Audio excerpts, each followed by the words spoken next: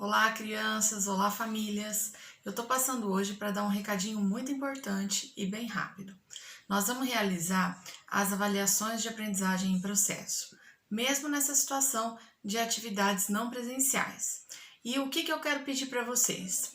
Para as famílias que não interfiram nesse momento, que não orientem a criança no momento da atividade.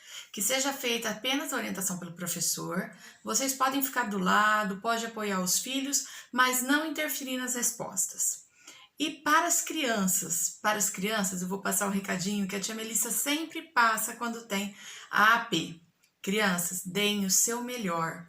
Não se preocupem com o resultado. O resultado é consequência de todo o esforço de um trabalho. Então, procurem ter bastante atenção e dar o seu melhor no momento da atividade. Façam com empenho, com dedicação, com seriedade, tá? Levem muito a sério esse momento. Por quê? Porque o resultado dessa avaliação vai estar direcionando o trabalho dos professores. Por isso a importância dos pais não interferirem nesse momento de atividade. Os pais, a família de vocês não pode ajudar nesse momento, tá bom? Vocês vão até explicar para eles. Aqui eu vou fazer sozinho.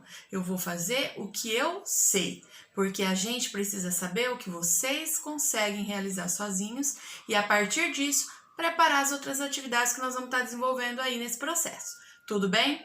Conto com a colaboração de todos, isso é muito importante, é uma atividade muito séria que a escola vai estar realizando com todas as turmas. Então, assim, levem muito a sério esse momento e eu conto muito com a colaboração de todos vocês. Um grande abraço e boas atividades! Bom dia, boa tarde, boa noite. Gente, eu tô aqui para falar sobre as APs, as atividades de avaliação que vocês vão fazer, tá bom? Aquele do vídeo da Dona Melissa, que a Dona Melissa falou que vocês iam estar fazendo a avaliação, tá bom? Então, vocês receberão no saquinho as duas avaliações, a de língua portuguesa e a de matemática. Muito bem. O que a gente fez? Essa prova, se vocês lembrarem, é aquela prova que a gente troca de professor.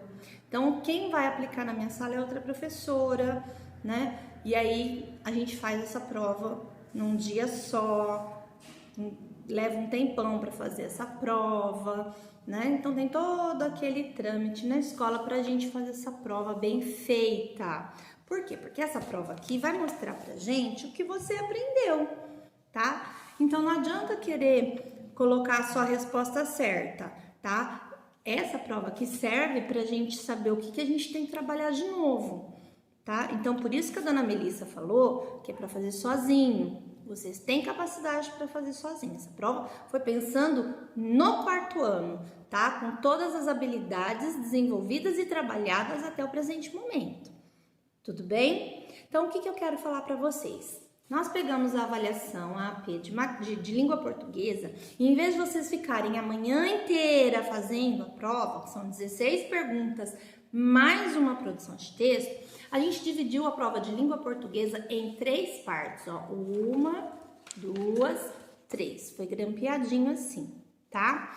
Então, a primeira parte é essa daqui, ó, que tem essas bolinhas aqui que a gente chama de gabarito. Tá? Vocês não vão preencher o gabarito, mas vocês vão preencher esta parte aqui, tá bom? A segunda parte de língua portuguesa é onde tem esse desenho do leão, a atividade que tá grampeadinho, que tem o desenho do leão, a fábula do leão. E a terceira parte é a produção de texto, ok? Então, essa é a prova de língua portuguesa.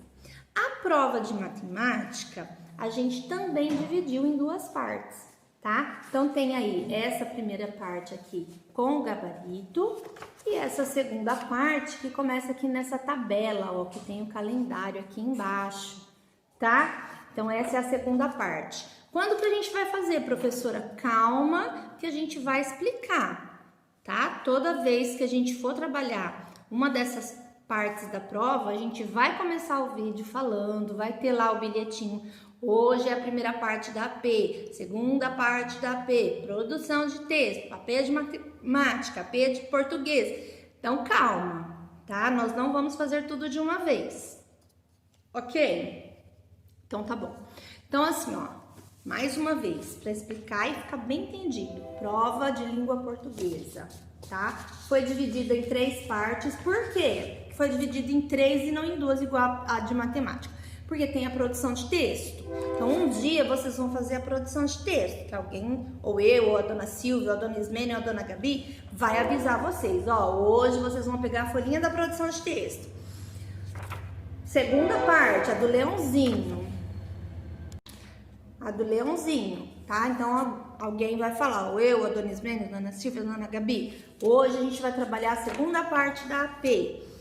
E hoje vocês vão trabalhar a primeira parte da AP de língua portuguesa, tá? Que é a do gabarito, ok? Gente, ó, gabarito não vai precisar preencher, que são as bolinhas. Nesse momento, não, tá? Porque vocês não vão fazer todas as atividades agora, tá? Mas aqui, nessa primeira parte, a gente tem o cabeçário, ó, o nome da escola, o seu nome, a data. Então, essa primeira parte aqui, vocês vão colocar a data de hoje, tá bom?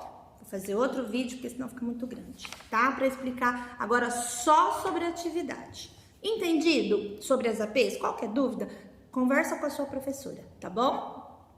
Bom, gente, voltei para falar sobre a prova, sobre a AP de língua portuguesa, tá? Então, ó, vocês vão fazer o cabeçário. O nome da escola, professora Elza Pirro Viana. A sua turma, qual que é? A minha turma é o 4º ano B. Tem 4º ano A, 4º ano C e o 4º ano D. Você vai colocar aqui qual é a sua turma.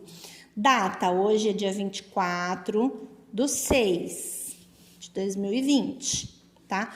No dia 24/6, a gente tá fazendo, olha, primeira parte. Até se você quiser escrever aí, ó, é a primeira parte da prova de língua portuguesa, tá? Preenchido o cabeçário, vem o gabarito. Essa parte aqui do gabarito vocês não vão fazer. Esquece ela por enquanto, tá? Porque a gente não vai terminar essa prova hoje. Lembra que a gente dividiu ela em partes? Hoje a gente vai fazer a primeira parte, né, de língua portuguesa. Bom, preenchido o cabeçário, vocês vão abrir a prova. Lembrando que essa prova vocês vão fazer o quê? Sozinhos.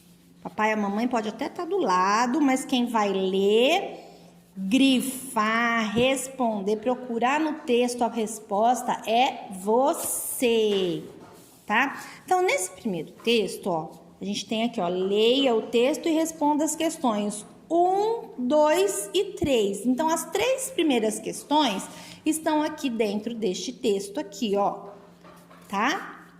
Hans Christian Andersen. Quem será que foi esse? Tá lá, ó, ele foi um poeta e escritor dinamarquês, tá? Esse texto é um texto que foi tirado, né, do site, tá? Tá aqui embaixo o site onde ele foi tirado. Se você quiser dar uma olhada depois, você pode até entrar no site, tá? Ele foi acessado no dia 6 de janeiro de 2020. Então, ó, a gente tirou esses diinhas aí. O que eu quero que vocês façam? Quero que vocês leiam o texto com muita atenção, tá? Vocês vão ler o texto, procurar as informações, tá? Grifa, aí você vem aqui, ó, questão 1. Hans Christian Andersen alcançou o reconhecimento internacional em 1835. Quando? Tá lá no texto. Quando foi? Qual foi? O porquê que foi que ele ficou reconhecido internacionalmente, ou seja, fora do país dele, né? Por que será que ele ficou reconhecido? Vai lá no texto, tá escrito, tá? A gente está trabalhando habilidades básicas de informação explícita, tá? Tá escrito lá no texto, tá? Outra coisa, outra habilidade que a gente vai trabalhar aqui, ó, tipologia textual, né? Para que é? Qual é a finalidade? Para que serve o texto? E aqui a gente vai trabalhar a questão de substituição de nomes, pronomes, expressões, né? Será que você sabe a quem ele está se referindo, né? Quando está grifado aqui, o que é isso? Quem é essa pessoa? O que é que está acontecendo? Então, você tá lá no texto, tá? Você vai voltar lá, vai ler e responder bonitinho. A questão 4, ó. O título é Ana Maria Machado. Então, você tem o texto que vai falar que eu não sei, mas se o título é Ana Maria Machado, eu acho, né, que ele vai falar alguma coisa sobre ela. Você vai ler, depois você vai me falar qual é o objetivo desse texto, tá? Que é a questão 4 só. Só tem uma pergunta esse texto, tá bom? Para que serve este texto? Na questão 6 e 7, a gente tem o que, gente? O que a gente está trabalhando? O Lobo Velho, né? De Monteiro Lobato. Eu já falei que Monteiro Lobato não escreveu só o Sítio do Pica-Pau Amarelo. Monteiro Lobato também escreveu fábulas, né? Então, nós temos aí o Lobo Velho. Vocês vão ler o texto, tá? Bem direitinho, com muita atenção. É você que vai ler, não é sua mãe, não é seu pai, não é seu irmão, não é sua tia, não é sua avó. É você que vai ler o texto. Depois que você lê o texto, você vai responder a pergunta 5, 6 e 7. Pergunta 5. As personagens do texto. Nossa, não vou nem comentar essa. Questão 6. A palavra magnânimo pode ser substituída por, ou seja, eu quero saber o que significa isso daqui. Se eu for lá no texto, dentro da frase, dentro do contexto, eu vou descobrir o que é. Quais das alternativas se encaixa melhor. Leia o texto e substitua esta palavra por cada uma dessas e vê se você consegue, tá? Questão 7. No texto, podemos identificar características do comportamento humano. A gente já falou que as fábulas, né, elas têm como personagens principais animais, mas que elas têm características do comportamento humano. Qual será dessas daqui, dessas alternativas, né, demonstra um comportamento humano, né? Então, a questão 7. E a questão 8, tá aqui, meios de transporte. Você vai ler o texto todo e responder só a questão 8. Essa questão 8 não é objetiva, tá? Você não tem que fazer xizinho, você tem que responder, você tem que escrever, tá? Ó. Qual é o principal tema tratado no texto? Não confunda tema com título, coisas diferentes, tá, gente? Vamos lembrar disso. Eu tenho o título do texto. Esse texto vai falar sobre meio de transporte, mas o quê? Qual é o tema? Tá? Título e tema não são as mesmas coisas, ok? Então, vocês vão agora fazer a prova, tá? E depois aí vocês vão colocar dentro do saquinho e esperar pra gente fazer a próxima parte. Até mais! Bom, hoje a professora Sagiane vai fazer a leitura de leite para vocês, tá bom? A leitura de leite de hoje é uma reportagem. Peguei essa reportagem porque ela tá de acordo com o projeto da nossa escola.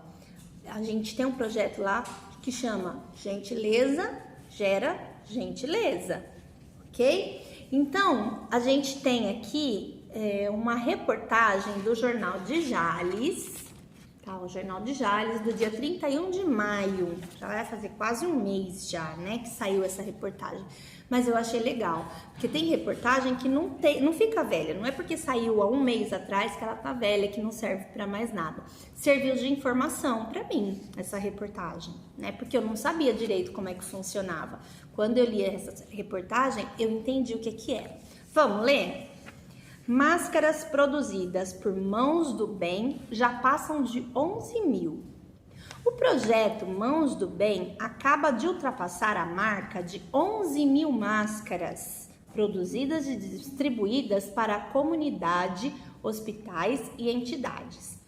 Na verdade, foram 11.392 máscaras doadas a quem necessita até a última sexta-feira, dia 29 de maio, mês passado já, gente.